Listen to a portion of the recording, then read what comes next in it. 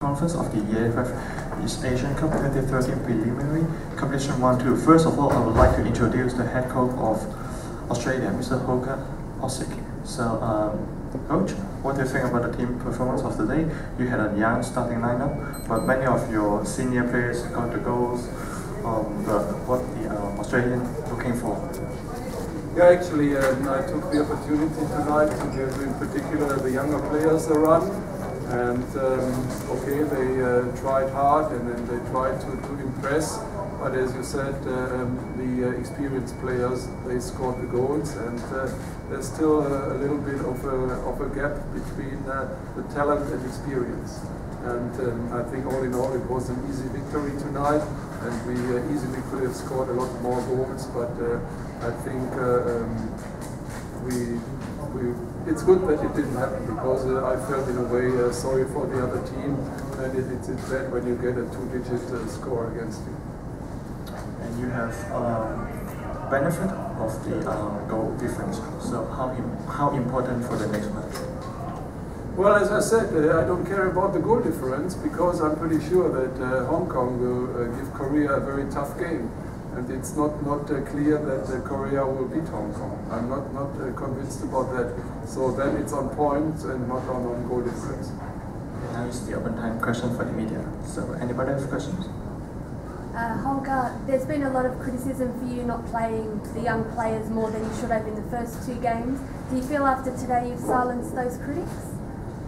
Well, actually, I'm not listening to critics, because I work very closely with the team, and I know what all players can do. I have them on a daily basis. I have always a comparison of what they can show and give to the team and what the others do. And see, that is my job. That's what I'm here for, and it's my assessment. And I know who is ready, or definitely has to, let's say, put in a lot more effort. But in terms of this tournament being for player development as one of your priorities, do you feel maybe there should have been more game time for some of them in the previous match? I don't quite understand the question. If you look at the team, we had 9 players here in the group that had been uncapped. And it's not just a matter of age, let's say 18, 19 years old. It's a matter of even mid-20s, and it's a tribute to the A-League.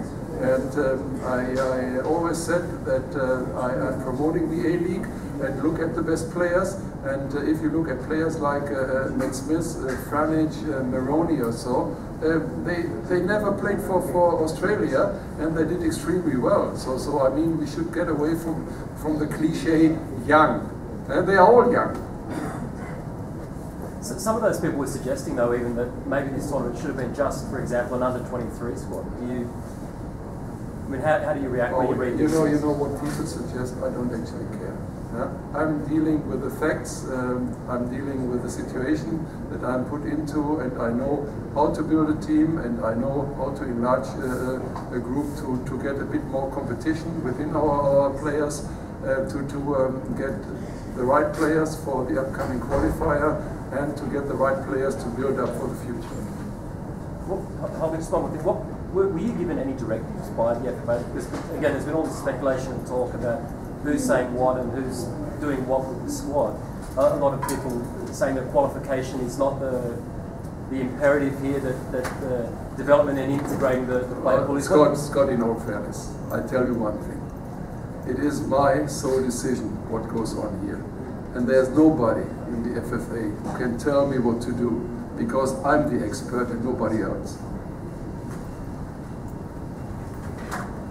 Do you feel that you've got obviously one more match to go, but in terms of, trying to test these players and develop them under international circumstances, do you think you've done enough, or you've seen enough?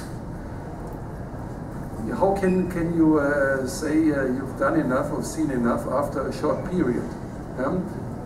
Development, you should know that, is a process, and the process is always a longer space of time. So the development can go over years. So that is a little bit short-sighted. No, of course, I meant as in terms of just this tournament in itself and what you hope to get out of it, to test these players. Do you think you've gotten what you wanted to I got a lot of things out of this tournament. That's a fact.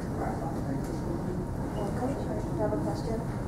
So just going back to the game against Guam, did you see any players from Guam who may probably have the potential to maybe be in like a professional league, or maybe some that might have given some players some trouble today? Well, I'm not too familiar with the Guam football and about too familiar with the domestic league, etc.